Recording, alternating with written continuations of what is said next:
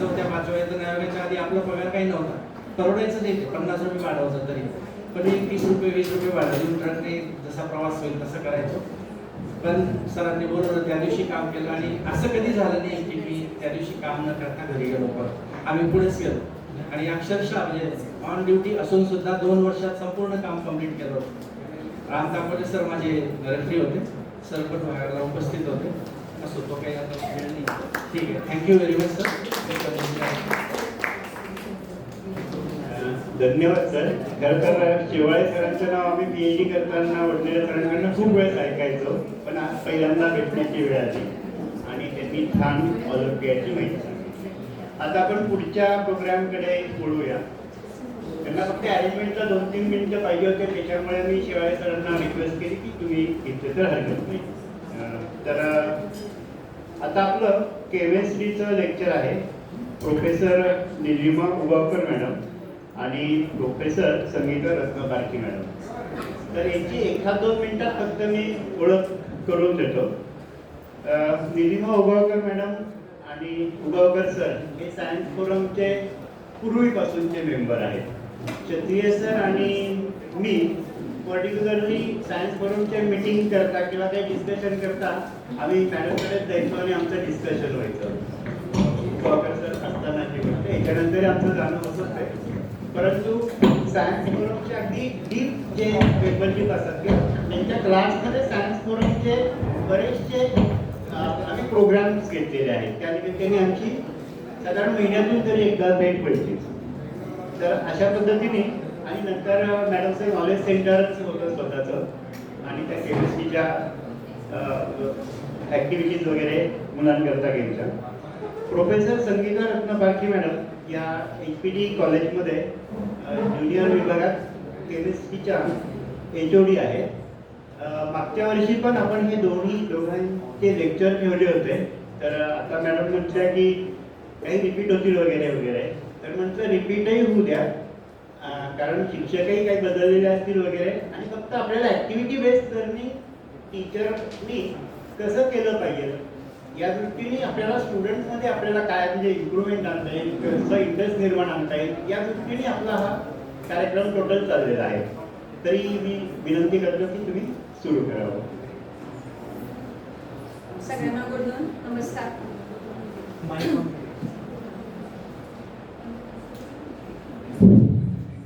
Good note everybody. Both of us we are trying to discuss, I will not say teach, discuss your object teachers.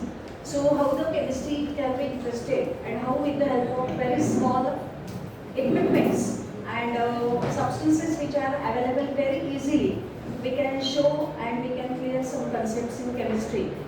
We have a time limit, I know, but we are trying at our level best. If you have any difficulties, you can ask me about that.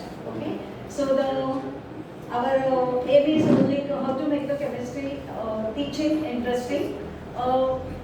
If we think at the school level, chemistry is, the syllabus is less. But whenever the students they are coming, taking admission in college, 11th and 12th, chemistry is as a different subject. And for the chemistry there are main 3 branches which are for 11th and 12th. They are physical, organic and inorganic. And at that time it becomes very difficult remembering the reactions, doing the experiments, solving the problems, everything is there. So out of which some of the part will try to cover. Obviously it's not possible, but afterwards there will be a WhatsApp group, or I think sir has created a group. So if you will have any difficulties, you can ask us from the group and we will try to give the answers for that. Okay? Thank you very much. I will request Sangeeta madam to start with the first experiment, which is regarding the density, which is a very basic concept, and there are a lot of applications of density. So if the students they are not aware and they are not clear with the concept of density, whenever the concept is not clear, they can't apply it in our daily life also. Okay, so we will try to discuss how we can explain the concept of density. You see, generally we teach students that density is mass per unit volume. This is the unit for that, this is the formula and this is the unit. But this concept is generally not clear to the student. Just we teach that the density is mass per unit volume. For this we can show different videos are available on YouTube. You can show the video to students if possible. And when you see this video, it is very clear that students will easily understand the concept of density.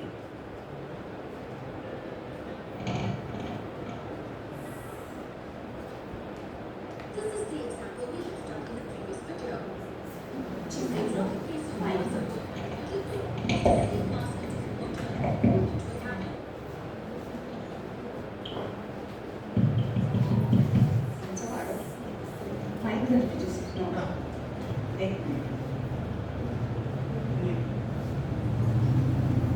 Will both of them float or will both of them sink? If one stays afloat and one sinks. Just by intuition, we can say that the wooden block will float and the metal pin will sink. But if they're of the same mass, why does that happen? Shouldn't both float because of the buoyant force? This happens because of the difference in their densities. But what's density? Look at these two parking lots of the same size. One has 3 cars and the other has many cars. Which one is more dense? This one, correct? Yes. Now look at these two forests. Which one is more dense with trees? Clearly, it's this one. So in the same given amount of space, if there are more things, we say that it's denser. Density is simply the measure of how compact the mass in a substance or object is. If we have to go by its scientific definition, we would say that it's mass per unit volume. In short, it tells us how much mass exists in a given volume. The unit of density is kilogram per meter cubed. Mass is in kilograms and volume in meter cubed. Coming back to our example, why did the wood float and the pin sink? The wood floated on water because the density of the wood is lesser than the density of water. Hence, the upthrust of water on the wood is greater than the weight of the wood. Hence, it floated. But the density of a metal pin is more than the density of water. Though it looks tiny, there's more mass per unit volume within it as compared to water. Hence, the upthrust of water on the pin is less than the weight of the pin. So what can we conclude? If the density of an object is lesser than the density of the liquid, then it will float. And if the density of an object is more than the density of the liquid, then it will sink. We'll understand the Archimedes principle in the next video.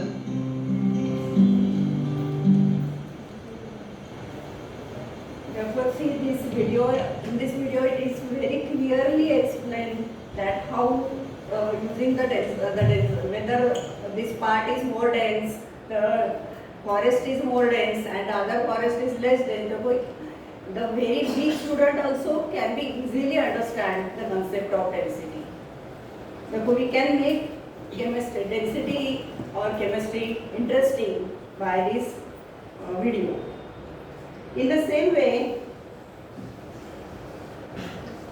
we teach students that there are 3 states of matter: solid, liquid and gas.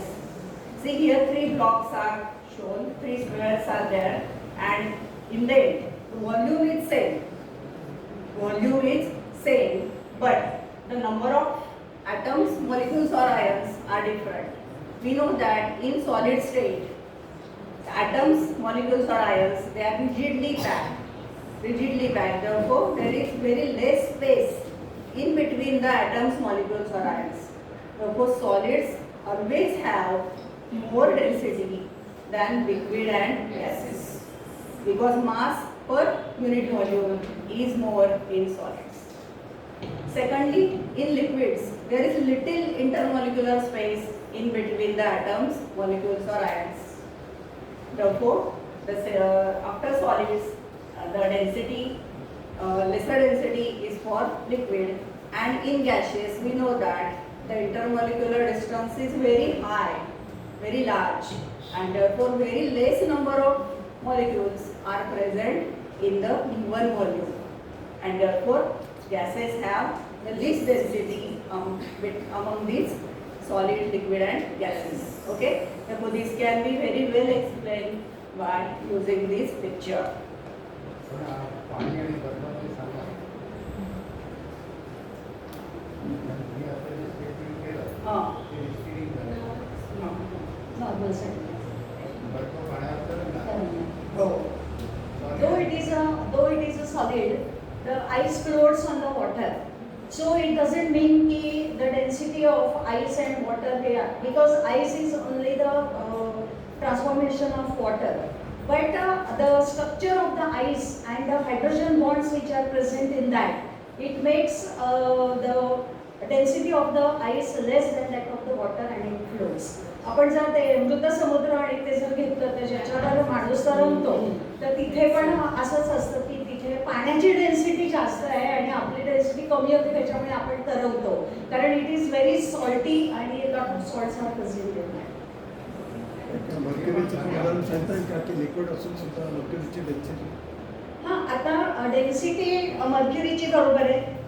इथे आपण मर्क्युरीचे जे म्हणजे मर्क्युरीचं atomic mass actually जे आहे आणि त्याची जी संरचना आहे, स्ट्रक्चर आहे, त्याच्यामुळे ते जुळतं. आता आपण कसं एक जनरल कन्सेप्ट आपण सांगितला आणि for each and every substance liquid or solid or gas it will be different. त्यामुळे मर्क्युरी जरी लिक्विड असलं, लिक्विड फॉर्ममध्ये असलं तरी पण त्याची डेन्सिटी जास्त असते. हे स्टेटमेंट करू नका हां, की सॉलिड लिक्विड गॅसेसला. Right, thank you sir.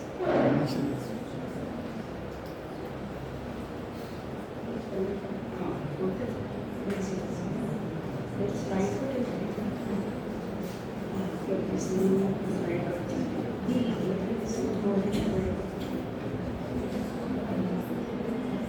See, when we compare the densities of liquid, it can be shown by one experiment. I will show you. I am putting first honey in this tube.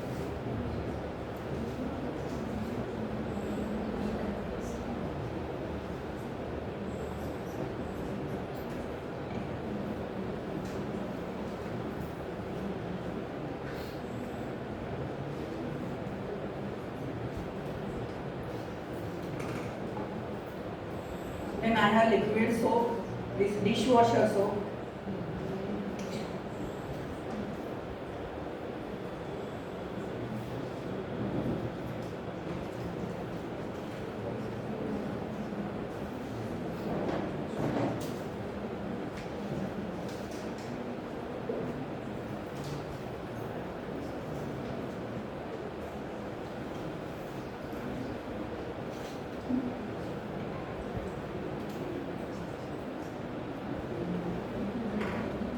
The density of this dishwasher soap is less than the honey, therefore it floats on honey. Then colored water,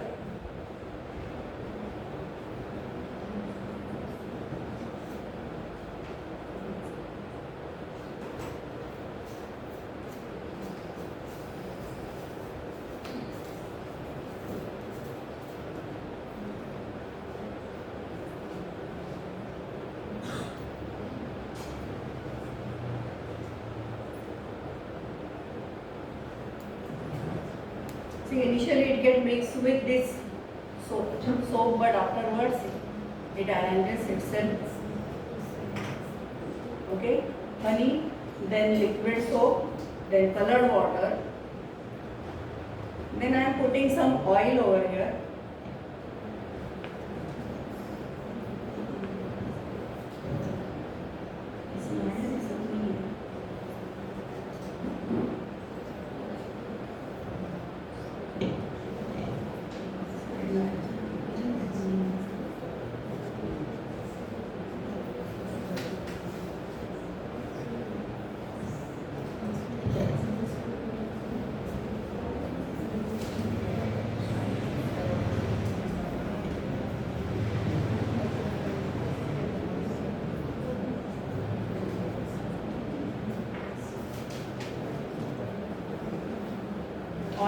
and then I am adding acetone.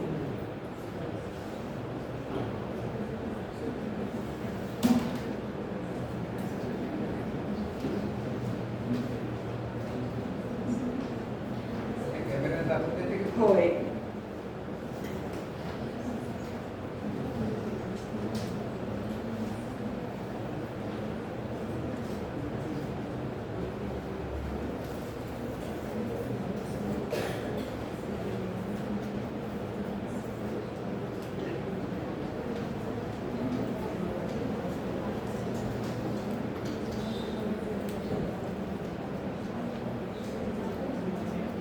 See?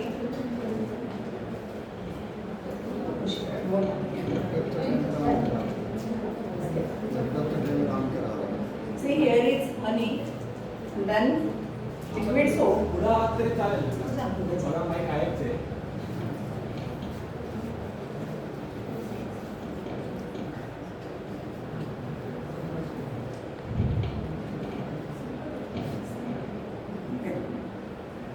हनी आहे, त्याच्यानंतर liquid soap, coloured water, then oil and then acetone. Okay, from top to bottom density goes on increasing. Density goes on increasing, and from bottom to top density is decreasing. Okay. Therefore, we can teach the students that the liquid densities differ in this way, and these layers can float over each other. Now if we take only oil and water, you can shake it. Here we are not shaking it because the liquid soap is there. Yes. And there are some visible liquids. So it is not possible to shake and to maintain again the layers. That's why we are not shaking it. Yeah. Otherwise it should be like this. You should shake it and it should separate as per the density. Here also the colored water gets mixed with the liquid soap also because it contains some water. But carefully we have to add the layers one above the other.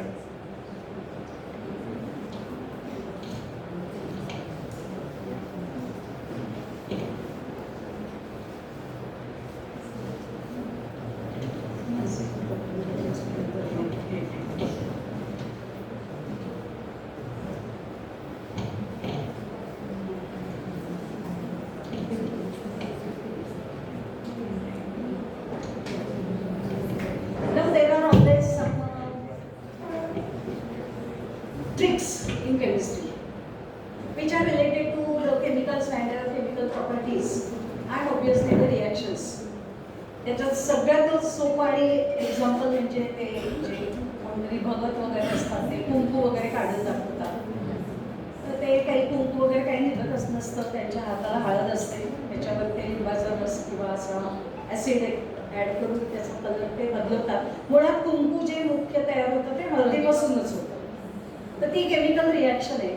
तर असंच आपण इथे एक असं secret message लिहितोय आणि केमिकल्सच्या साह्याने आपण तो वाचणार आहोत. साधा एक्सपेरिमेंट आहे just to create a interest to the students की आता काहीच दिसत नव्हतं आणि कुठचं तरी ते टाकल्यावर तो दिसायला लागला. मग नेमकं त्याच्यामध्ये काय झालं, what happened exactly.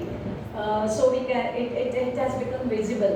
Okay, so she is writing some message and we are trying to make it dry, and afterwards we will add some chemical and it will be visible, and afterwards I'll tell you what I have added obviously.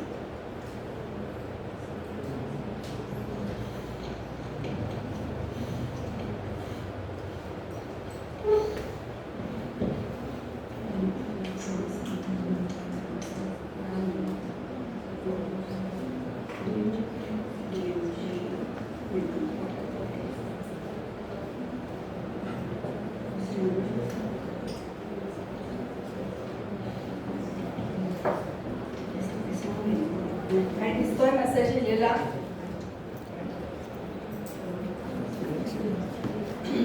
It is related to inorganic chemistry and these are the some thermometric test of the radicals like sodium, potassium, nickel, copper, etc. So now it will become visible after adding some solution on it.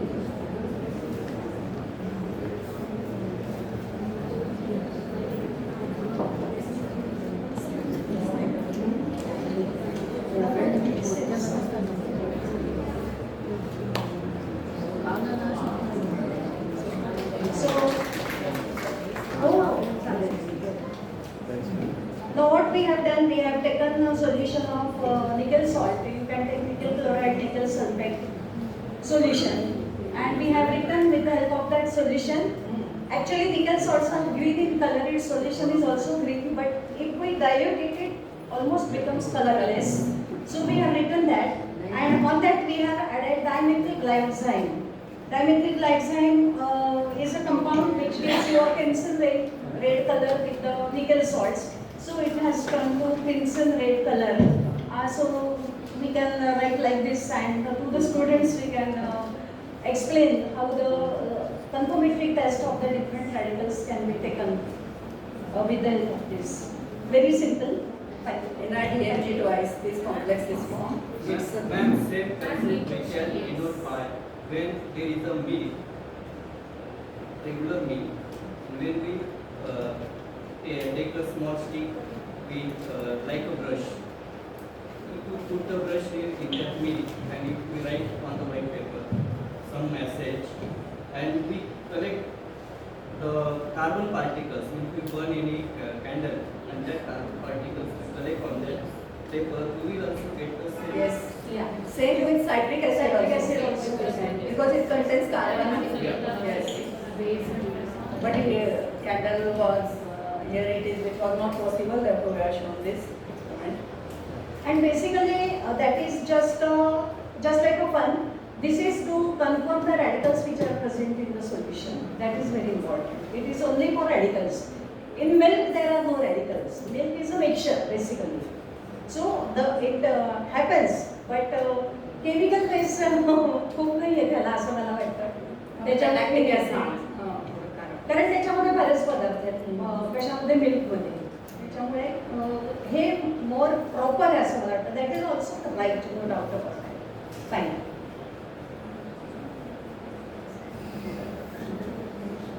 Now this is very important for everybody because everybody is consuming food every day, and nowadays it is there are number of problems in the quality of the food, and we don't know really what we are eating. Okay, and it is a slow poisoning in our body, and it creates a lot of problem afterwards. So at least the few substances which we are using in our daily life, if they are adulterated, then we should find out whether they are pure or adulterated. So we have taken as a sample few substances, and we are showing how it is adulterated and how the pure things we can find out. First is the substance is the powdered sugar. In powdered sugar, the adulterant is always the sodium carbonate or sodium bicarbonate. And please try to understand, the food adulterant is always added to make the cost of the substance less and to make a more profit, which is the principle of today's society. Okay, whether it is a good or a bad, I don't want to discuss it, but it is definitely bad for our body. So powdered sugar Nowadays these substances are generally undesirable substances are added and they are harmful to our health.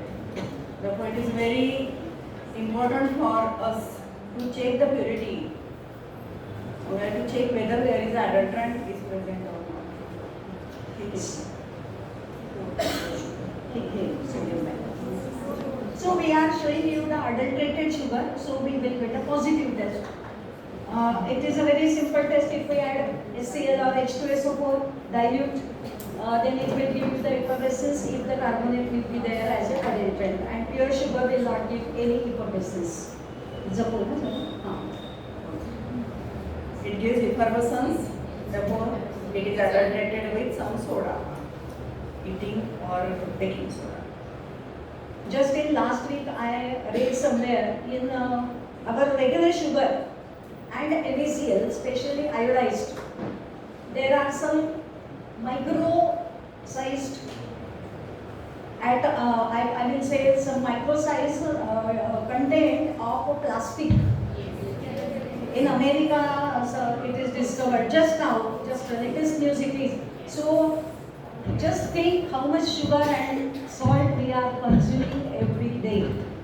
So, what is the remedy or solution for this? So, the best way is, see, our traditions are very great and useful. So कर्कच मीठ, खडा मीठ आणायचं आणि ते बारीक करून वापरायचं, म्हणजे त्याच्यात ॲडल्टरंट्स त्यातल्या त्यात कमी असतात. Iodised salt, anybody knows how that Tata iodized salt is formed? Just for my interest, I am asking. It has nothing to do with the experiments today. Anybody knows how, whether it is a sea salt? No, iodine is added up, okay. But what is about the salt? From where it is obtained? How? Nowadays they are just making the chemicals, not from the actual Facts. See, there are some reactions, or there are some, I will say, industries where NaCl is produced as a byproduct, and that is used by adding the iodine and everything and packing it very well. We are using it. So now you think whether it is a good or not. So you have to decide, because I am not going to change anybody's mind, but you have to change your mind which things you have to use. The same thing is regarding sugar. Why sugar is so bad?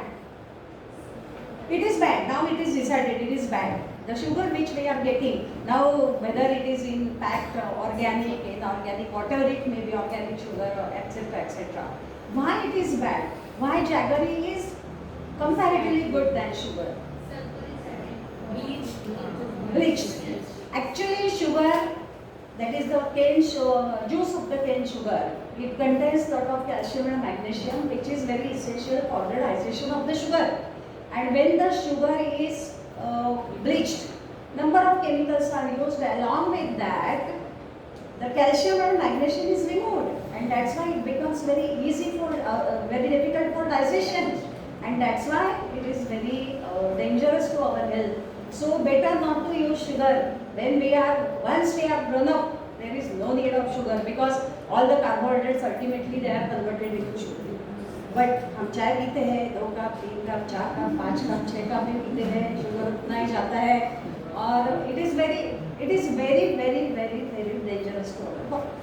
Now, in some days, or maybe India will be the first number for the diabetic patient, and once you will get the diabetes, your heart, kidneys, and retina, all these 3 organs are 100% of it. 100%.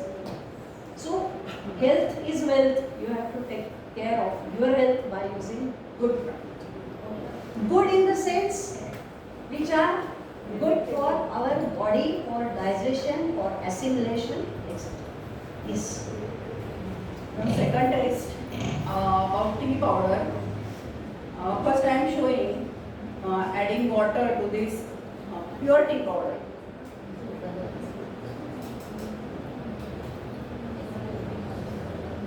In tea powder, the objects which are very similar to the tea powder are added. Sawdust is added. नारियल का ये चूरा सब पूरा colour करके it can be added. Use tea powder and then colored. This can also be added to this. The tea powder which is used, it is collected and again it is dried and is added.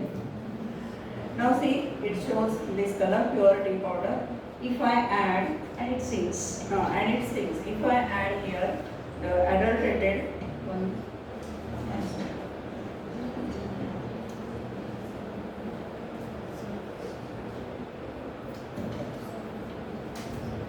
see, generally it doesn't sink, and secondly,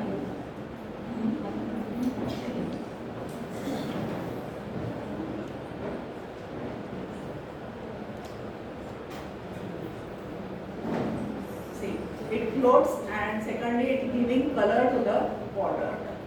Therefore, it is colored sawdust or colored used tea powder. And all edible colors are also not good to our body. So just see how much cakes and pastries and everything we are consuming, and we are giving very large प्यार से बच्चों को देते हैं, which is not good, because it contains also the refined wheat, that is the maida. Maida, it takes 72 hours for digestion. Maida, so it remains there only in your stomach. So bread also, all bakery products are not a traditional food, our traditional food. पूर्वी कुठे होते? Bread होते का पूर्वी? नव्हते. आता bakery किती आहेत आणि आपण आणतो. गंमत म्हणजे आपण आणतो. But if you decide you can do it. माझ्या असे खूप लोक ओळखीचे आहेत की अजिबात बेकरी प्रॉडक्टचं कन्झम्पन नाही आहे त्यांच्या घरामध्ये.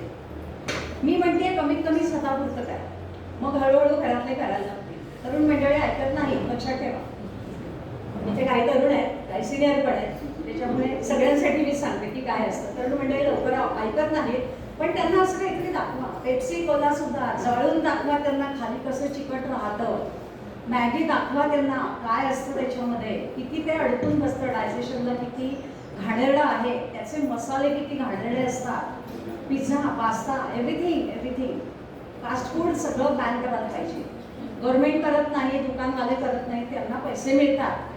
आपण करू शकतो ना, मग आपण करा. त्यांची वाट कशाला बघायची. आणि मुलं ऐकत नाही वगैरे हे काही नाही, त्यांना नीट समजून सांगितलं तर मुलं ऐकतात. मला हे 18 वर्षाची दोन नाती आहेत. मी जेवढं शक्य असेल तेवढं या सगळ्यांपासून त्यांना दूर ठेवायचा प्रयत्न करते. महिन्यातून एकदा खातात काहीतरी, ठीक आहे, पण रोज कन्झम्पशन नाही. मला माहिती आहे सगळे प्रॅक्टिकल प्रॉब्लेम आहेत आपले. आपण हे काय इम्प्लिमेंट करू शकत नाही कारण प्रॅक्टिकल. आणि माझं म्हणणं आहे केमिस्ट्री, बायोलॉजी हे सगळं शिकल्यानंतरही आपण जर हे अप्लाय करू शकलो नाही तर आपलं शिक्षण शून्य आहे, असं मला वाटतं स्वतः. पुढचा सबस्टन्स आहे आपला हनी. You have to take water and add honey. वैद्यनाथचं हनी आहे ते टाकलं. वैद्यनाथ सगळं घेतलं ना तरी आता हे हनी चांगलं नाहीये हे मी तुम्हाला सांगते. If it's pure, it settles at the bottom, and if it is adulterated, it means it is adulterated with sugar syrup. Generally, it is adulterated with sugar syrup. So it immediately get dissolved in water and give yellowish color to the water. Therefore, I think it is pure. मी हा फक्त करूनही दाखवणारे तुम्हाला सांगतेय. हे कुरगून आणलेलं हनी आहे, खूप सोपी, खूप प्युअर आहे आणि ते खरंच प्युअर आहे. म्हणजे ते पोळ्यासकट आम्हाला मिळालेलं आहे आणि खूप प्युअर आहे. फक्त त्याच्यात गंमत अशी झाली आहे आणि मला आता 3 दिवसात शोध लागला. हा परवा मी दुधामध्ये ते मध टाकला की साखर मी खात नाही त्याच्यामुळे मी मध घातला होता, तर त्याच्यावर सगळं फ्लोट झालं. आता प्रश्न काय माहितीये का की याचं सगळं जे वॅक्स आहे मेण ते त्याच्यामध्ये आहे तसंच. आता ते विकणाऱ्यांनी रिमूव्ह करून द्यायला पाहिजे होतं. लहान मुलांना हे असं जर दिलं तर मेण नाही का जाणार पोटामध्ये, आणि मेण हा काही खायचा पदार्थ नाही आहे म्हणून मी हे मुद्दाम दाखवायला आणलंय. खूप प्युअर क्वालिटी आहे मधाची, पण त्याच्यातलं वॅक्स रिमूव्ह न झाल्यामुळे ते इम्प्युअर झालंय. आणि आता मला कळत नाहीये की ते मी वॅक्स कसं काढू, कारण ते सगळं घट्ट झालेलं आहे खूप. मी पाण्यात टाकलं तर तो हानी सगळा विरघळेल आणि वॅक्स वरती तरंगेल. म्हणजे परवा तसंच झालं, दुधावर सगळं वॅक्स तरंगलं गरम दुधावरती. त्याच्यामुळे असं पण होऊ शकतं. नाही, आपण ट्रिपला जातो, आपल्याकडे पैसे असतात, तिथे समोर सगळं मार्केट असतं आणि आपण वाटेल ती खरेदी करतो कारण आपल्याला फक्त शॉपिंग करायचं असतं. तर जेव्हा खाण्याच्या पदार्थांची शॉपिंग कराल तेव्हा बी अवेअर की आपण नक्की काय घेतोय आणि ते खरंच चांगलं आहे. चला ओके. हो सर. येस, टीव्ही देखो. Now next substance is turmeric powder. Generally, turmeric powder is adulterated with metanyl yellow dye, and this metanyl yellow dye is very harmful. It is carcinogenic, and it's azo dye. सगळ्यांना माहिती असेल azo dye. Azo dye when decomposes it form aryl halides are formed, and these are carcinogenic. Therefore, we can be able to detect the metanyl yellow present in the turmeric. Simple test आहे. त्याच्यासाठी आपल्याला फक्त concentrated hydrochloric acid लागणार आहे.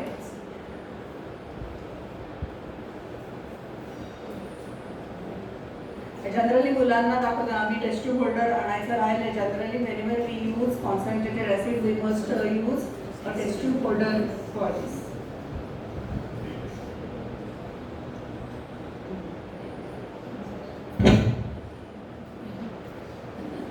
Good.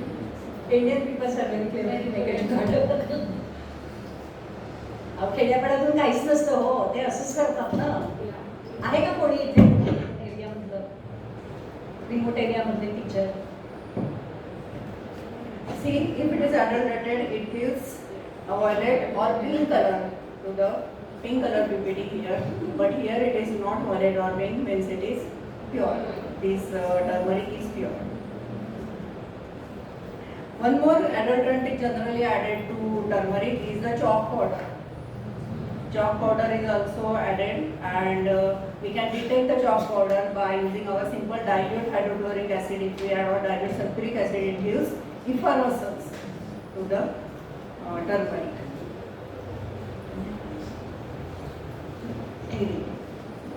Paper. Mire किंवा paper, they are generally adulterated with dry papaya seeds.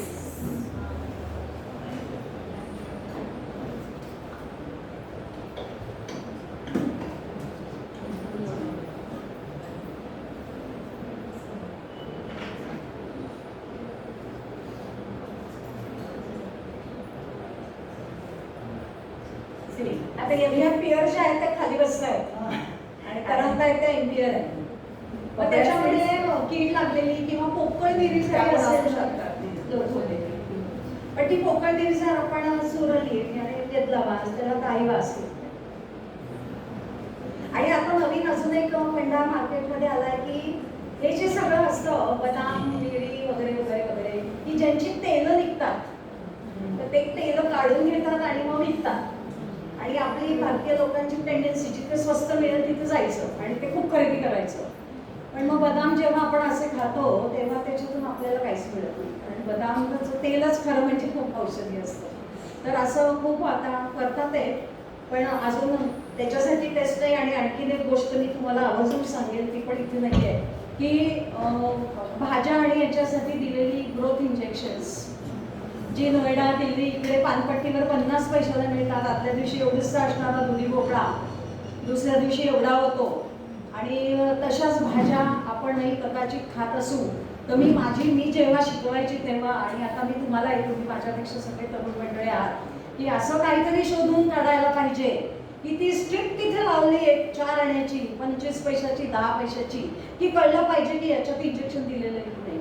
जेव्हा असं भाज्या आपण बॅन करू सगळ्या तेव्हा त्याचं प्रोडक्शन बंद होईल. पण आता मात्र खूपच म्हणजे कलिंगडामध्ये कलर्स इंजेक्शन, साखरेचं इंजेक्शन, आणखीन बाकी भाज्यांना वाढवण्यासाठी इंजेक्शन, गिलकी, दोडकी, दुधी भोपळा. फक्त एकच मी एवढ्या माझ्या सगळ्या आयुष्यात शिकले की जेवढा पदार्थ चवीला खुसखुशीत आणि सुंदर असतो तेवढा तो पचायला जड असतो. जेवढा पदार्थ दिसायला खूप सुंदर असतो तेवढं त्याच्यामध्ये जास्त केक वगैरे दिसायला सुंदर दिसतात. आपण म्हणतो काय आर्ट आहे ना, आता क्लासेस आहेत केकचे मोठ्या मोठ्या फॅक्टरीज आहेत, सगळी चांगली गोष्ट आहे. पण हेल्थला ते किती उपयोगी आहे? जिभेला पण जिभेला म्हणजे 2 इंचासाठी आपण पुढचे सगळे इंच वाया घालवतो, एवढं लक्षात ठेवायचं.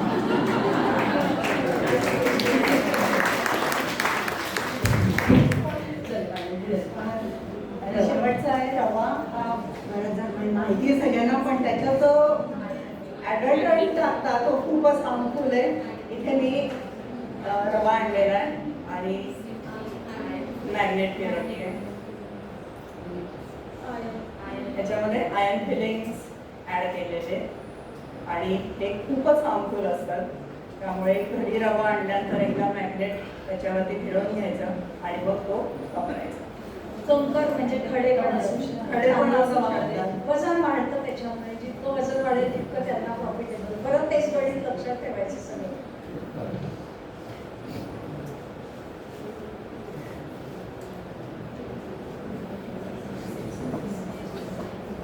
आता हा आपल्या लाईफ मधला very important topic I will say. परीक्षेच्या दृष्टीने तर आहेच, पण पुढे परत आपलं सगळं डाएट, फूड आणि आपली प्रकृती या सगळ्यांमध्ये सुद्धा acids and bases are very important. So for that purpose students they should know what do you mean by acid, what do you mean by base. आपण एक डेफिनेशन करून मोकळे होऊन जातो, The substances which are containing H2 science are known as acids, OH minus science are known as base. मुलं पाठ करतात, लिहितात, मार्क मिळतात. पण प्रत्यक्षामध्ये ऍसिड आणि बेस म्हणजे आता शिकवताना नवीन एज्युकेशन पॉलिसी प्रमाणे the method which we should use is the experimental method. Acids and bases we can teach very easily by using number of things which are available easily at our home or in school. स्कूलमध्ये acids आणि bases सगळे available आहेत. त्याची एक taste घेऊन universal indicator you can use or you can use the pH paper. You can make the charts like this and you can show it to the students how the color is changing with the acid and to basic, from acid to basic. Sorensen scale we have to explain because H plus ions they are in terms of moles per decimeter cube and it is very difficult to measure that. So the Sorensen has given the scale 10 raised to minus 7 is त्याचा pH काढून minus negative logarithm आणि तो 7 येतो which is the neutral one. The substances which are having the pH less than 7 are acidic and more than 7 they are basic. Okay. Now how we can use the simple substances to show you the experiment of pH and acids and bases. We have a lot of things with us. You can add your things by just thinking for which substance you can measure the pH. Actually, you can measure the pH for everything. But if you want a good results, then very simple substances we can use, just like lemon, kokum, tamarind, चिंच, आमसूल, त्याच्यानंतर tomato, त्याच्यानंतर lemon. जेवढे आंबट पदार्थ आहेत तेवढे सगळे acids असतात. असं एक लक्षात ठेवलं की तुम्ही अनेक पदार्थ याच्यामध्ये आपण ॲड करू शकतो आपले डोकं वापरून. आणि त्याचं तर त्याला फक्त काय pH पेपर एक लावायचा आणि मुलांना कलर चेंज दाखवायचा की ते त्यांचंच सांगतात ॲसिडिक आहे का बेसिक आहे का. Now we will do some pH. याच्यामध्ये आणखीन एक महत्त्वाचं म्हणजे सगळ्या प्रकारचे साबण जे आपण वापरतो, शॅम्पू. आता काय आहे माहिती आहे का, कॉस्मेटिक्स ही एक वेगळी ब्रँच आहे आणि त्याचा प्रचंड प्रमाणावर वापर आहे. बरं आता साधा शॅम्पू शिककाई वगैरे तर आता आउटडेटेड झाले सगळे. रिठा शिककाई हे सगळं आउटडेटेड झालं. मग आता वापरतात शॅम्पू. त्याच्यामध्ये मीडियाजवर अनेक प्रकारचे ॲडव्हर्टाईज येतात. हेअरफॉल, नंतर काय तुमचे पांढरे केस, हे जाईल ते जाईल ते जाईल, त्याच्या किमती एवढाले असतात. आपण ते सगळं आणतो ते वापरतो. माझ्यासमोर अजून काही कोणी असं मला येऊन सांगितलं नाही की हे शॅम्पू वापरल्यावर माझे केस एकदम लांब झाले वगैरे, किंवा पांढऱ्याचे काळे झाले किंवा काळे होते तर काळेच राहिले, असं काही होत नाही. एजनुसार हे सगळं होत राहणार आहे. पण तरी पण आपल्याला स्वच्छतेसाठी काहीतरी पाहिजे. केस धुवायला आपल्याला काहीतरी पाहिजे, अंग स्वच्छ करायला आपल्याला साबण हवा आहे. बरोबर आहे. आता हे सगळे जे साबण आहेत म्हणजे सगळे ॲडव्हर्टाईज करणारे सौंदर्य साबण, लक्स आहे, निर्मा आहे, अमुक आहे, डमुक आहे, जे काही ब्रँड असतील हे सगळे साबण हायली बेसिक असतात. आता याच्यामध्ये कारण एनिवेच त्याचं बेस आहे ना. आता साबणाच्या क्वालिटीज वेगवेगळ्या का होतात. बेसिकली पूर्वी जो साबण तयार केला जायचा it was prepared by using the coconut oil and anyways. त्याची सॅपोनिफिकेशनची रिॲक्शन व्हायची आणि सोप तयार व्हायचा आणि तो खूप प्युअर असायचा. आता कोकोनट ऑइल वापरणं परवडत नाही कारण त्याला खर्च जास्त आहे. मग पाम ऑइल सारखे हलक्या तेलांपासून कोणतीही तेल हे लोक वापरतात आणि साबणाचं प्रोडक्शन करतात. त्याच्यामुळे त्याची बेसिसिटी वाढते. आणि तुम्ही बघा हिवाळ्याच्या दिवसामध्ये साबण जर लावला तर नंतर पांढरं व्हायला लागतं, आपल्याला त्रास येते कारण स्किनवर त्याची रिॲक्शन होत असते. पण आपण विचार नाही करत, आपण करतो आमच्या ठीक आहे, मग त्याला आपण मॉइश्चरायझर लावतो आणि आणखी ते केमिकल अप्लाय करतो आपण त्याला आणि आपण आपलं चालू असतं सगळं. आज आपण काही सबस्टन्सेसचा pH मोजून बघूया pH पेपरनी की आपल्या किती येत आहे. पहिला सबस्टन्स मॅडम घेत आहेत लिंबू, लेमन.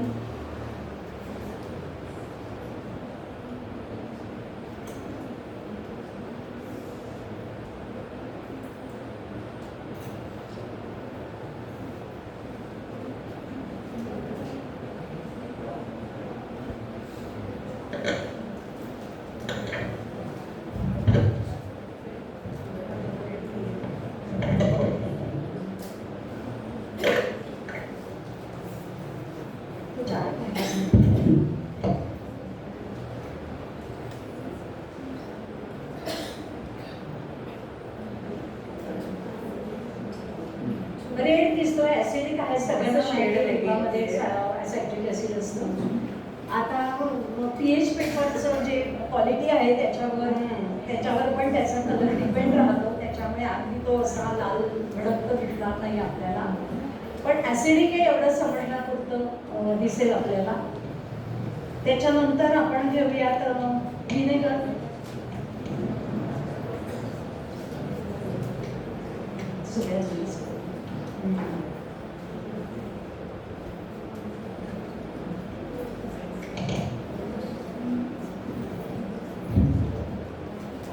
विनेगर 3 येते त्याची pH.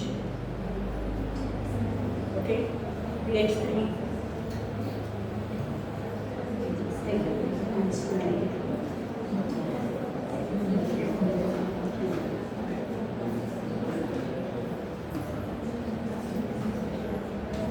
चिंच आणलेली आहे, चिंचेचं बुटूक आहे. म्हणजे रिमोट एरिया किंवा आपल्या सुद्धा मुलांना आपण सुरुवातच अशी करायची, कोणते पदार्थ आंबट लागत आहेत, मग ते कशामुळे आंबट आहेत, असं हळूहळू ऍसिड पर्यंत यायचं, म्हणजे त्याचा कन्सेप्ट क्लिअर होतो. आणि सगळ्यात महत्त्वाचं म्हणजे आपल्या शरीरात असणारं ऍसिड, गॅस्ट्रिक ज्यूस, HCl. मला एका मुलाने प्रश्न विचारला होता, गॅस्ट्रिक ज्यूस सिक्रिशन असतंच का? म्हटलं हो असतंच. 4 पर्यंत येते त्याची pH. 3, 4. आता कोकम इथेच. तर मग म्हणे की असं नाही होत का की ऍसिड कमी येतं? म्हटलं जनरली असं होत नाही. फक्त त्यांनी प्रश्न पुढचा जो विचारला होता तो खूपच म्हणजे माझ्या दृष्टीने भयानक होता, त्याच्या दृष्टीने फार बालिश होता. की मग असं ऍसिडचं सिक्रेशन झालं नाही तर आपण वरतून ऍसिड पिऊ शकतो का? याला थोडा कोकमचा कलर पण लागलेला आहे त्यामुळे त्याचं पण 3 to 4 पर्यंत येईल pH. ऍसिड कमी जनरेट होत असेल तर त्याच्याकरता गोळ्या मिळतात. आहेत ना, औषधं आहेत. स्टिम्युलेशन्स करतं ते आणि ऍसिड हे होतं. म्हणजे हायपर ऍसिडिटी झाली तरी औषध आहे, ऍसिड कमी झालं तरी औषध आहे. फक्त त्याचा जो प्रश्न होता मग त्याला सगळं मी ऍसिड कॉन्सन्ट्रेटेड काय असतं ते सगळं सांगितलं. कसा भाजेल आपण असं नाही घेऊ शकत, पटलं त्याला ते. पण त्याचा असे प्रश्न पण मुलांना असू शकतात म्हणजे. आणि कारण मुळात ऍसिड पोटामध्ये आहे हेच मुळे आपण कधी सांगण्याचा विचार करत नाही. ऍसिडिटी झाली की इनोची पुडी घे, नाही तर अँटॅसिड घे, ही आत्ताची आपली पद्धत आहे. दुखलं की डायनापार घ्या, अँटॅसिड गोळ्या घ्या, नाही तर इनो घ्या. इनो घेणंही चांगलं नाही, डायनापार घेणं चांगलं नाही, कोणत्याही अँटॅसिड गोळ्या खूप घेणं खूप काय मी तर म्हणते घेणंच चांगलं नाही. कारण जेव्हा ऍसिडिटी होतीये तेव्हा तुमच्या खाण्यामध्ये काहीतरी गडबड आहे. It is very obvious. देवाने इतका सुंदर देह दिलेला आहे आपल्याला आणि इतकी परफेक्ट मेकॅनिझम दिलेली आहे की त्याच्यामध्ये गडबड होण्याचे कारण नाही आहे. गडबड आपण करतोय, आपलं फूड चुकीचं आहे आणि म्हणून सिक्रेशन्स हे आतमध्ये विचित्र आहेत आणि म्हणून नाही. हे बघा काय आहे, मरण ठरलेलं आहे हां, पण जेवढं आयुष्य आहे तेवढं निरोगी जगणं हे तितकंच महत्त्वाचं आहे. त्याच्यासाठी पहिलं काय असेल तर तुमचा आहार, मग एक्सरसाइज आणि मग बाकीचं स्ट्रेस मॅनेजमेंट वगैरे नंतर येतं सगळं. ते नंतर सगळ्यात पहिलं तर आपलं खाणं. समोसे खायचे, कचोऱ्या खायच्या, जे तेलात तळलेले. आता परवा मी एक व्हिडिओ बघितला, व्हेरी इम्पॉर्टंट. आतापर्यंत असा समज होता की तळलेल्या तेलात परत परत तळतात, त्याचं सॅच्युरेशन होतं, मान्य, ते पण मान्य आहे मला, ठीक आहे. परवा मी जो एक व्हिडिओ बघितला त्याच्यामध्ये त्यांनी क्रूड ऑइल घेतलेलं होतं, क्रूड ऑइल.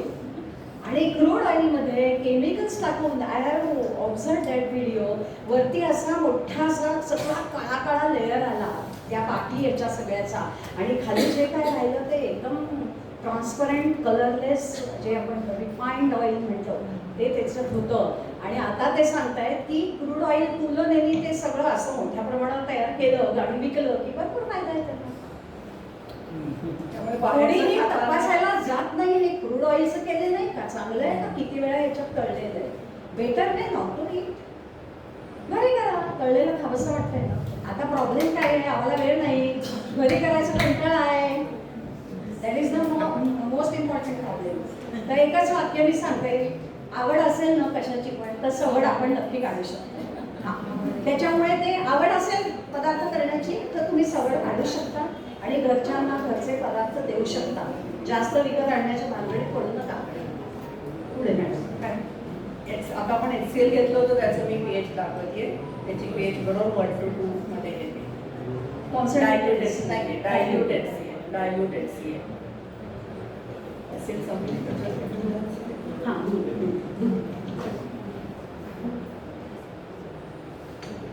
आणि दुर्दैवाने काय आहे तुम्हाला सांगते, मोस्ट ऑफ द सबस्टन्सेस म्हणजे आपल्या डाएटमधले जे एडिबल जे आहेत सगळे आपले ते मोस्टली ॲसिडिक आहेत. मग ॲसिडिटी होणारच. म्हणजे ॲसिड म्हणजे असं नाही हं की आता खाण्याच्या पदार्थांचं मी असं नाही दाखवू शकत की pH पेपर लगेच लाल होईल, पण आतमध्ये जाऊन ते ॲसिडिक आहे. तर त्याच्यात आता अगदी म्हणजे गेल्या काही वर्षातलं संशोधन आहे, त्याच्यात त्यांनी नागली, रागी, नाचणी हां आणि मिलेट्स, आता मिलेट इयर आहेच म्हणजे तर ते मिलेट्स हे त्यांनी बेसिकमध्ये टाकलेले आहेत. बाकी आपल्या आहारामध्ये सगळे पदार्थ ऑलमोस्ट ॲसिडिक आहे आणि मग त्याला न्यूट्रलाइज करायला शरीराला खूप काम करावं लागतं. ॲसिड पचनासाठी आवश्यक आहे, पण म्हणून ॲसिडिक पदार्थ खाऊन तसं ते पचन होत नाही, तो पचायला आतमध्येच निर्माण झालं पाहिजे.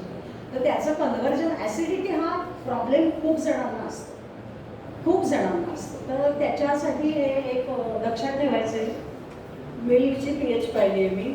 ॲक्च्युली थोडा शेड्समध्ये थोडा फरक असतो, पण in near about 6 to 7. Acidic आहे मिल्क आणि हे गीर गाईचं प्युअर दूध आहे, खूप सो प्युअर म्हणून घेतली येते. हे न्यूट्रलकडेच दाखवत आहे actually.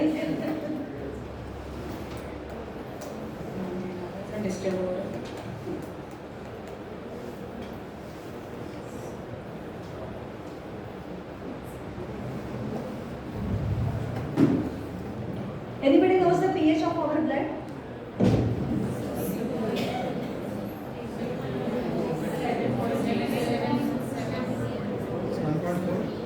Yes, it is 7.4. Distilled water, it remains as it is, means it is neutral pH. pH of our blood is 7.4 and in our body there are number of buffers which are working. They are keeping our blood at 7.4, so it is basic, more than 7, so it is 7.4. There is one book by some writer, Madhav Joshi, author, and name of the book itself is 7.4. Okay, so in that it is given all the substances how they are converted into acids and what you have to eat, what not to eat, and everything. Fine. Sugar. Sugar.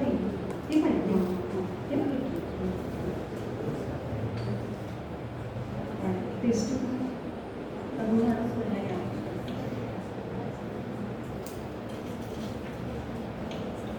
आपण पाण्या शुगरची pH करूया. किती असायला पाहिजे? किंवा किती असू शकते, किती असू शकते? फॉर्म्युला सगळ्यांना माहिती आहे. आपली सुक्रोज आहे ही C12H2211. Yes. You just think that what will be the pH and what will be the reason. pH is due to the free H plus ions and OH minus ions which are present in the substance. Organic सबस्टन्सला पण pH आहे ना. आता oxalic acid घेतलं, vinegar घेतलं, ऑर्गॅनिकच घेतलं सगळे. तुमचा अंदाज काय pH काय असायला पाहिजे?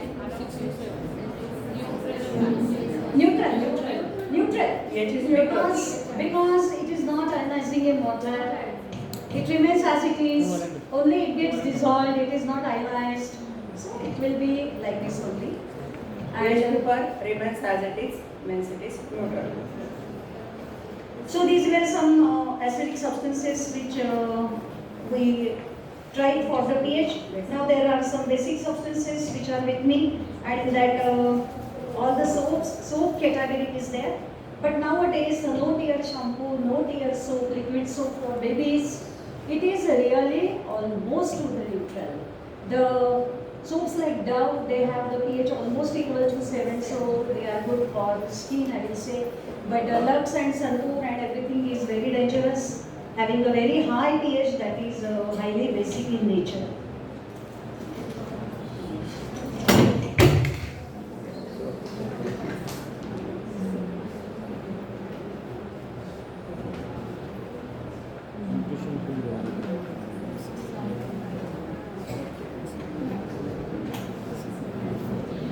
This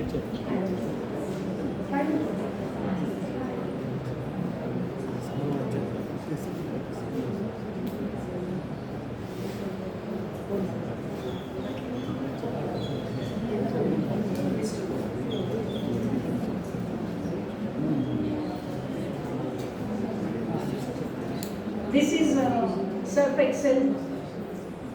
See, it will be somewhere here. Highly basic.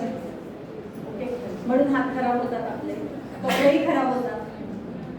म्हणून आपला जो 555 वगैरे पिवळा साबण होता ना, तो बेस्ट होता. पण आता तो मिळतच नाही. आता हेच वापरायला लागतं आपल्याला. आता आणखी त्याच्यात development, washing machine, front load. काय विचारू नका. हे भांड्याचं साबण आहे. विम, त्याच्यामध्ये लिंबू ॲड केलेलं असतं. पण तरी लिंबू ॲड केलेलं असलं, लिंबू स्वच्छतेच्या पर्पजला ॲड करतात, किती ॲड करतात माहिती नाही. पण आहे तो साबण असेल, कारण पेस्ट होण्यासाठी त्याच्यात एनएच पाहिजेच. त्याच्याशिवाय फ्रोथ तयार नाही होऊ शकत. आणि आपल्या अंगाचे साबण सुद्धा म्हणूनच सगळे असे असतात की आपल्याला पेस्ट झाल्याशिवाय समस्येला मजा येते ना. हां, पेस्ट झाल्याशिवाय आपल्याला बरं नाही वाटत की आपली आंघोळ झाली असं वाटतच नाही आपल्याला. मग आता आपण लिक्विड सोप आणतो, ते हे आणतो आणखी लावायला, बरोबर आहे की नाही.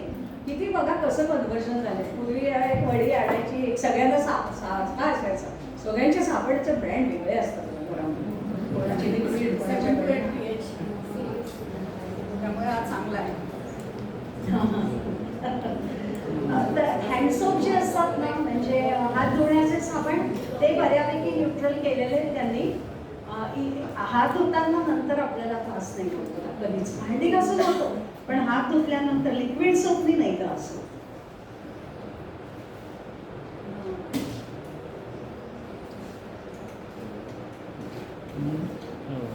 चमेली वगैरे असं काहीतरी सापडे अंगाचा बेसिकच येतो. हा, मी ते काय आसाराम बाबूचा आश्रम आहे ना, तिथून तर काल सापड आणलाय. हा, सगळे आणून बघायचे, स्वस्तात विकतात. पतंजली सुद्धा बऱ्याच आमची तिकडे हे होतच, कारण ते आहेत रे बघा. हा, आणखी दुसऱ्या लक्स नाही का, संतूर आहे, संतूर.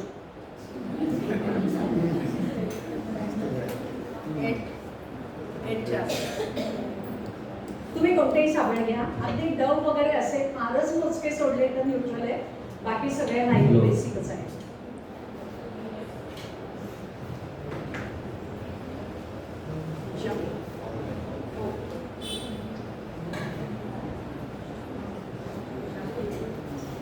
हा जो आहे हा बेबी हबचा नो टिअर शॅम्पू आहे. आणि रिअली नो टिअर आम्ही स्वतः वापरून बघितला बरं का आधी. म्हणजे मी वापरून बघितला, साधा शॅम्पू पण हा पण. तर अजिबात इचिंग पण नाही होत, आणखी डोळ्यात गेला तरी काही होत नाही, आणि अगदी न्यूट्रल आहे. त्याच्यामुळे काही प्रॉडक्ट्स त्यांनी केलेले आहेत असे, which are good. We will से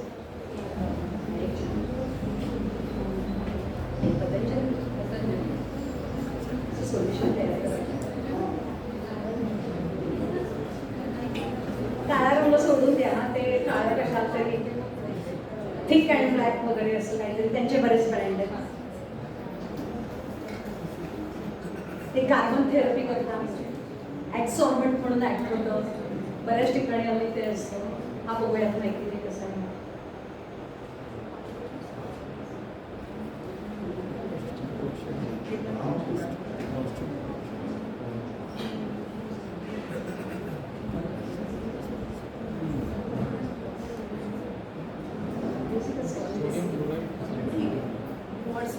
थोडंच बेसिक आहे, पण ठीक आहे. माझं पतंजलीचं शॉप पण नाही आहे आणि रामदेव बाबांच्या विरुद्ध पण नाही आहे.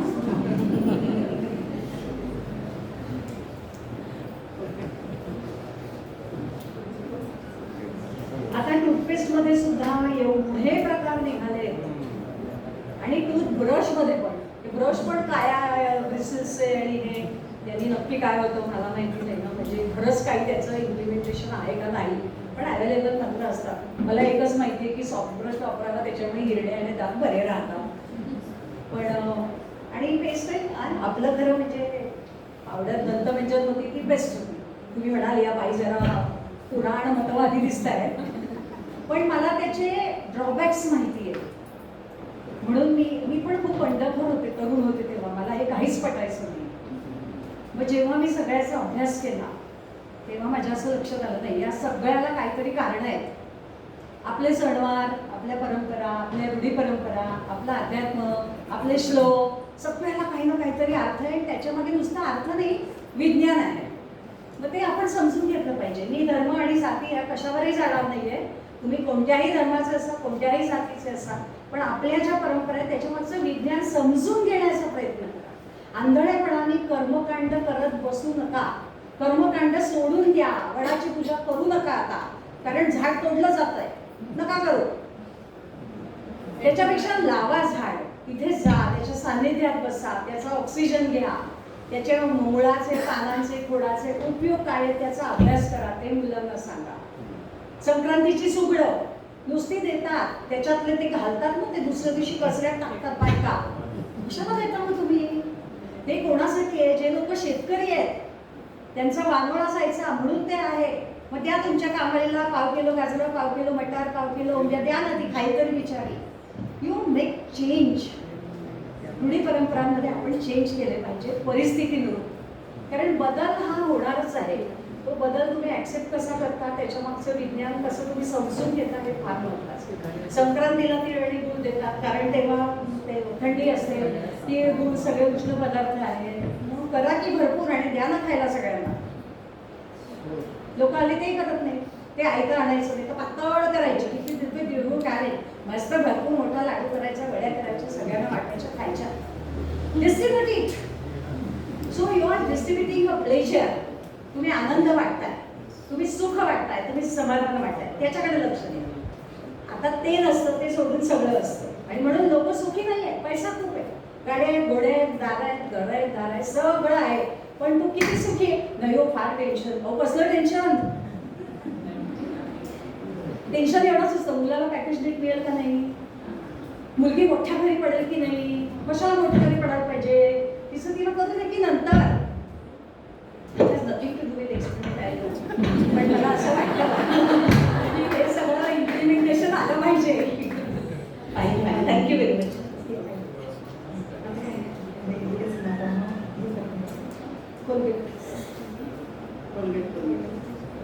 Colgate 7 to 8.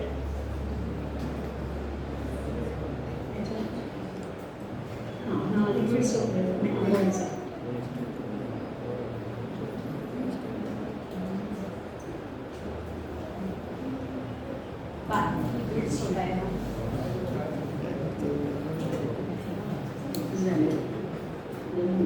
सर आम्ही किती वाजता थांबवायचं आहे मला सांगा ना. मग आम्ही थांबायचं. जेवण आलेलं नसेल तर कंटिन्यू करावं ते तुम्ही बघून घ्या सर आणि मला थांबा.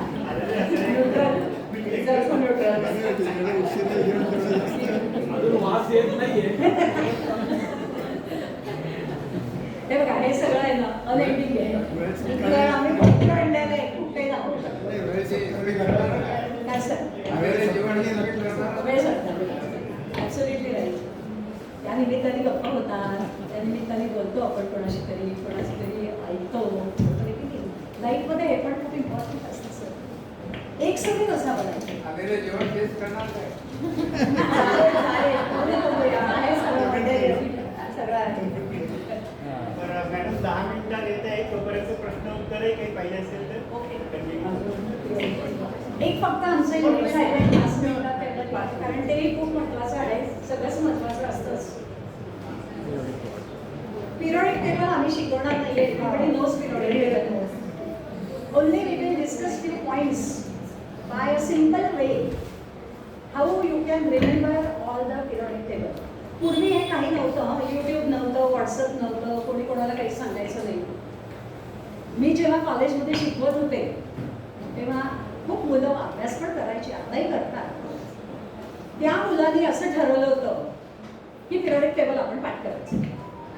म्हणजे हायड्रोजन, हेलियम असं सगळं मला पाठ करायचं. म्हटलं ठीक आहे. वेळ नसायचा, त्याचा मुलगा होता तो, वेळ नसायचा. तो मुलगा सायकलवर कॉलेजला यायचा, टिळकवाडीपासून HPT कॉलेजपर्यंत. ह्या मुलांनी रोज सायकलवर येता आणि जाता एक एक एलिमेंट पाठ केले आणि वर्गामध्ये त्यावेळी वर्ग व्यवस्थित व्हायचे, खूप मुलं असायची वर्गामध्ये. 1 मिनिटाच्या आत त्यांनी सगळं पिरियॉडिक टेबल म्हणून दाखवलं, जवळजवळ 3-1 महिन्यात. मला काय सांगायचंय, काहीही नसताना सुद्धा हे आपण करू शकतो, बरोबर. आता आपल्याकडे काही ट्रिक्स आहेत, तुम्ही लोक काही व्हिडिओ पण बघत असाल, तर अशा काही एक आपण वाक्य तयार करू शकतो. आता ह्याच्यामध्ये प्रॅक्टिकली आपण काय करू शकतो, जे मेटल्स अवेलेबल आहेत त्याच्या वस्तू आणून मुलांना दाखवू शकतो. आपल्याकडे लोखंड, पारा, मर्क्युरी, त्याच्यानंतर गोल्ड, नंतर सिल्वर आपल्या अंगावर असतं, तेवढं मुलांना दाखवलं तरी त्यांना कळतं ना हे मेटल आहे. मग मेटल नॉन मेटल मधला डिफरन्स, त्याच्या प्रॉपर्टीज, या सगळ्या ओघाने थिअरॉटिकल पार्ट आला. पण मुख्य एकदा बघितलं ना त्यांना, किंवा मग सांगायचं घरी कोणते कोणते तुमच्या मेटल्स आणि नॉन मेटल्सचे आहेत. आता कार्बन वगैरे तर इझिली सगळ्यांना माहिती असतं, फक्त ते नॉन मेटल हे माहिती नसतं. त्याच्यामुळे हे आपण एक करू शकतो. आणि मॅडमनी आधी व्हिडिओ चालू आता ते पहिलं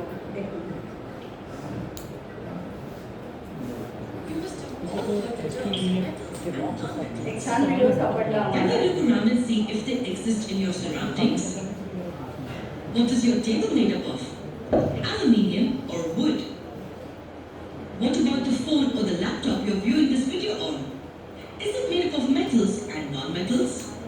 As a matter of fact, it is. Almost everything around will be made up of either a metal or a non-metal. But how do you differentiate between the two? Is it as easy as the difference between the two colors, black and white? Well, for that, let us look at the physical properties of each category in detail. Let us take, for example, the ornaments. Any of the ornaments will do. What do you have to say about them? You will observe that most of them are made up of gold or silver. Let us look at them closely. Do they have a shiny surface? Or even the aluminium utensil in the kitchen? Does it shine? Of course, both gold and aluminium have a certain shine. Do you know what this shine is called? Well, it's called luster, and as both gold and aluminium are metals, this is known as metallic luster. Now we know that metals have a metallic luster. Now if the utensil drops on the floor, does it break into parts? No, right? That is because metals are generally hard in nature. However, this hardness varies from metal to metal. A very thin plate of gold, for example, can be easily broken with a little pressure. Plate? Did I say plate of gold? How do you think huge aluminium sheets are made? Or sheets of copper or zinc? If I take a hammer and beat them, will they break or will they turn into sheets? It is the amazing property of metals to be beaten into sheets. And we call this property of metals as malleability of metals. Most metals can be beaten into thin sheets. Do you know another important property of metals? Have you ever seen copper wires or thin gold wires used to make jewelry? Metals, by nature, can also be drawn into wires. Do you have any clue as to what this property is called? It's called ductility of metals. The ability of metals to be drawn into wires is called ductility. There is an amazing fact I want you to know. A single gram of gold can be drawn into a 2-kilometer long wire. Isn't that amazing? Well, there are some more interesting properties of metals which we will learn in our next lesson.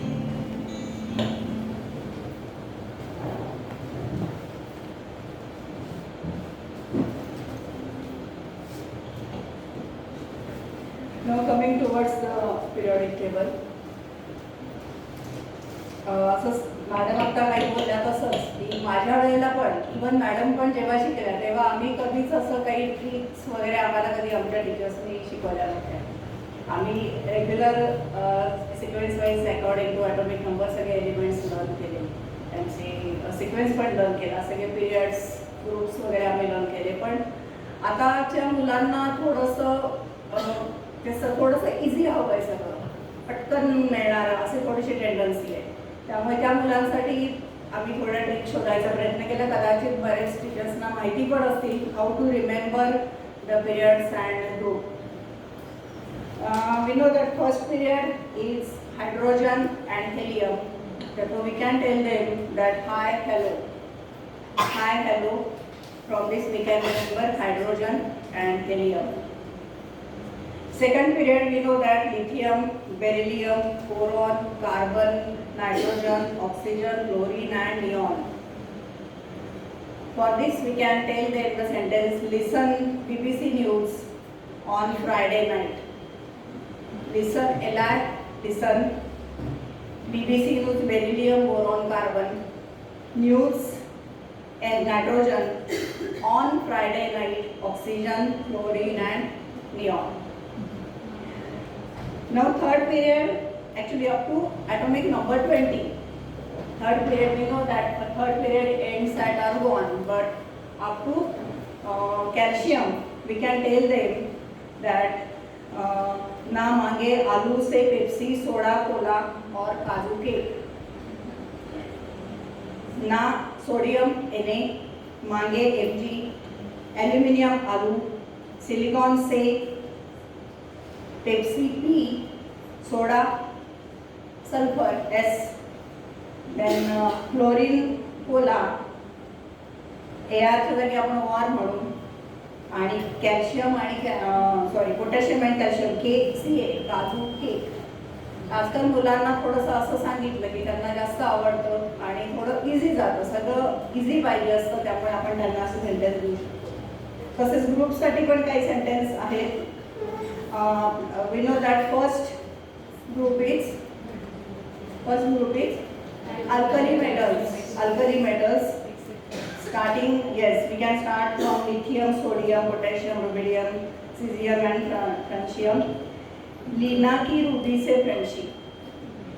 LINAKRBCSFR. Leena की Ruby से friendship. Then second group, alkaline earth metals, beryllium, magnesium, calcium, strontium, barium and radium. बेटा मांगे car, scooter, बाबा राजे. आपण बापच्या ऐवजी बाबा म्हणूया, बाबा राजे. हे तुम्ही चेंज करू शकता. हां, तुम्ही ह्याच्यामध्ये तुमची काहीतरी क्रिएटिव्हिटी काहीतरी तुम्हाला वाटेल तर एकाच्या तरी हे बाप रोये. आम्ही रोये कशाला? बाप राजी म्हणूया आणि बाबा म्हणूया. 13 ग्रुपसाठी आपल्याला माहिती आहे boron, aluminium, gallium, indium and टेलेरियम. बैंगन, आलू, गाजर इन थैला. बैंगन, आलू, गाजर इन थैला. Then 14 group, carbon, silicon, germanium, then SN, that is tin and Pb. Class से गए स्नूकर पब. क्लास से गए स्नूकर पब.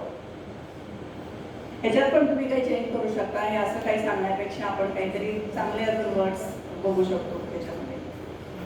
नंतरचं सगळ्यांना ऑलमोस्ट सगळ्यांना माहिती असणार आहे 15 ग्रुपचं. नायट्रोजन, फॉस्फरस, एस, एसबी आणि बीआर. नाना पाटेकर, ऐश्वर्या आसफ, बिंदास.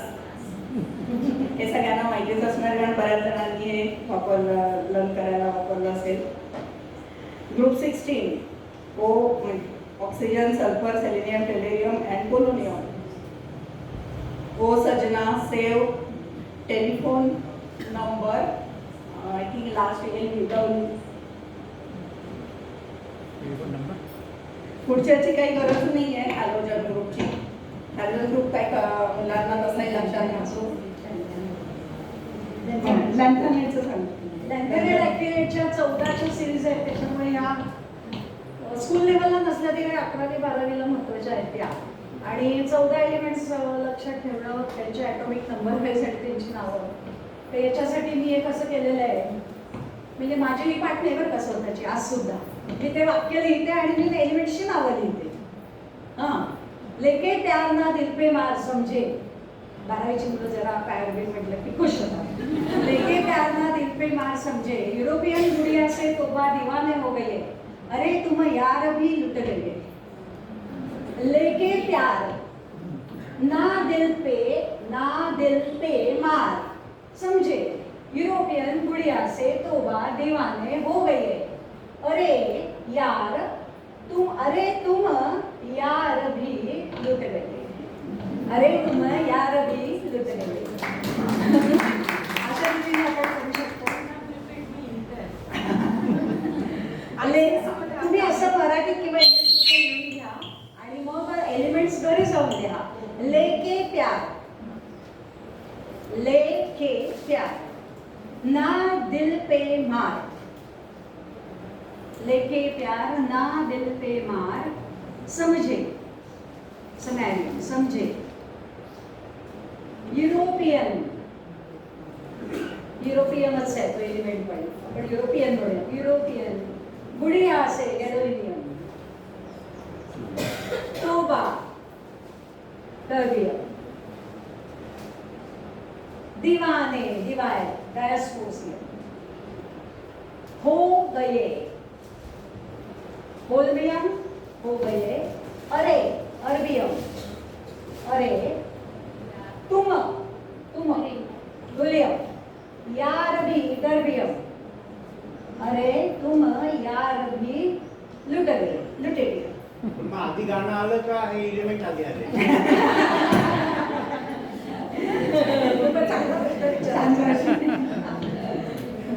प्रत्येक एलिमेंटच्या उगमाची जी कथा आहे ती पण फार इंटरेस्टिंग आहे.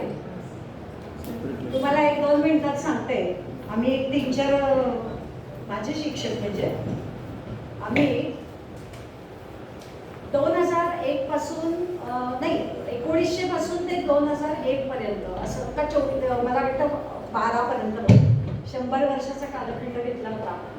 आणि त्याच्यात किती नोबेल प्राइजेस मिळाले तर फिजिक्स केमिस्ट्री आणि लाईफ सायन्सेस. बायोलॉजी नसतं लाईफ सायन्सेस असते. अशा सायंटिस्टचे 25-25 वर्ष कालखंडाचे ते सायंटिस्ट घेऊन त्यांनी काय काम केलं कशावर काम केलं असे एक एपिसोड्स व्हॉल्युम्स तयार करायला आम्ही सुरुवात केली. सर सरस्वती सर होते, बाल सर होते, आपले गाडगे सर होते, भिडे मॅडम होते आणि मी होते. पण दुर्दैवाने पहिला एपिसोड आमचं सगळं रिटर्न मटेरियल तयार झालं पण पब्लिश ते होऊ शकलं नाहीये. दुसऱ्याचं तयार आहे. आम्ही आता लागलोय सरांच्या मागे की तुम्ही करा काहीतरी बघू असं. आणि ते आम्ही मराठीतून लिहिलंय मुख्य की लहानात लहान मुलांना ज्यांची मराठी मातृभाषा आहे त्यांना. कारण इंग्लिशमधून भरपूर साहित्य अवेलेबल आहे. या बाबतीमध्ये मराठीत साहित्य नाही आहे. तर असं चाललंय प्रयत्न. जेव्हा होतील आणि आले तर आपल्या सगळ्यांना ते वाचायला मिळतील. तसं एलिमेंट्सचं सुद्धा प्रत्येक एलिमेंट्सची जन्मकथा आणि त्याचं क्रेडिट कोणाला गेलेलं आहे त्याच्या अधिक काय सायंटिस्टनी कसं त्याचं संशोधन. It is very interesting. And just in 1 minute I'll tell you the origin of the elements is. तुम्ही जर खाली विचार करत गेलात तर हे सगळं आपल्याला आपले ऋषीमुनी जे आहेत कणात सोडून द्या त्याच्याही म्हणजे एलिमेंट्सचे सुद्धा शोध तिथे लागलेले आहेत. त्याच्यामुळे आपलं कल्चर आपली संस्कृती आणि आपलं जे काय सगळं लिहून ठेवलेलं आहे तत्ववेत्यांनी ऋषी मुनींनी कारण सगळे ऋषी हे तत्वज्ञ होते असं मी मानते. तर हे अतिशय महत्त्वाचं आहे. आणि हे खरं म्हणजे सगळं बऱ्याच गोष्टी आपल्याच आहेत. हे लिहित असताना मला निळीबद्दल मिळालं. नीळ असतं ना आपण कपड्यांना देतो आता देत नाही. आता बऱ्याच निळ्या येतात. पूर्वी आपण टिनोपॉल वगैरे निळ द्यायचो. तर ह्या नीळ जी आहे त्याचं पेटंट सुद्धा निळांजीची झाडं ही भारतात शोधली गेलेली आहेत पहिल्यांदा. नीळ ही भारतात तयार झालेली आहे. आता अनेक गोष्टींची पेटंट बाहेरचे लोक घेतात. त्या सगळ्या गोष्टी आपल्या आहेत. हळद एका डॉक्टरांचं मध्ये मी वाचत होते ते मोठं ऑपरेशन केलं काहीतरी ब्लिडिंग थांबवायचं. त्यांनी काही केलं नाही. प्युअर हळद आहे ती सगळे आतमध्ये दाबून दिली आणि 8 दिवसांनी ते ओपन झालं. सगळं हेल्प झालेलं होतं. लिव्हर ट्रान्सप्लांटेशन वगैरे असं ऑपरेशन होतं. इतकं हळदीचे औषधी गुणधर्म मेडिसिनल. आणि आपल्याला आता लोक काय करतात माहितीये का हळदीचा अर्क विकत आणतात. त्याचं थेंब दुधात आता घरात ती हळद वापरा की गोवा अर्क म्हणजे गोवा अर्क विकत आणतात. जिऱ्याचा अर्क विकत आणतात. सगळं विकत आणतात. सगळं रेडीमेड. आता हळदीचं काय मला कळतच नाही. हळद रोज फोडण्यामध्ये टाकतो मग त्यातली संसार घाला की दुधामध्ये त्याचा अर्क कशाला पाहिजे. तो किती प्युअर माहिती नाही. तो खूप दिवस राहणार म्हणजे त्याच्यात प्रिझर्वेटिव्ह कशासाठी. परत ते सांगतंय तुमचा अप्रोच कसा आहे ना सगळ्याकडे पाहण्याचा, त्याच्यावर तुम्ही ऍक्शन घेतला. आता कसं आहे थोडी प्रजा, आय व्हेरी सॉरी, पण थोडी आळशी होत चालली आहे, लोकांना वेळ नाहीये, मग लोक हे असं काहीतरी करतात. माझं म्हणणं आहे करावं थोडंसं, घरात पण करावं आणि असं टाळावं. आम्ही पण नोकऱ्या केल्या, आम्ही पण मुलं सगळं केलं, ठरवलं तर सगळं करता येतं. हो नाहीच करायचं म्हटलं तर काहीच नसते. चलो, धन्यवाद, खूप खूप धन्यवाद. आमच्याकडून काही राहिलं असेल, काही कमी जास्त बोललं गेलं असेल तर आम्हाला माफ करा.